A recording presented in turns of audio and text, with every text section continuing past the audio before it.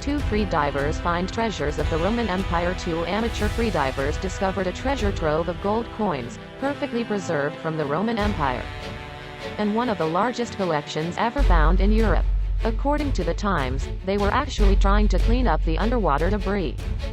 But then they found a shiny object that resembled a 10-cent coin, according to a report in the El País newspaper.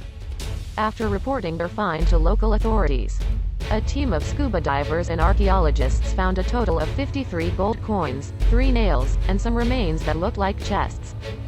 Scientists from the University Institute for Research in Archaeology and Historical Heritage analyzed the coins. They found that the objects date back to the late 4th and early 5th centuries. What makes the find even more unusual is how perfectly preserved the coins are. The coins will be restored and exhibited at the Solar Blasco Archaeological and Ethnographic Museum in Xàbia. The University of Alicante said.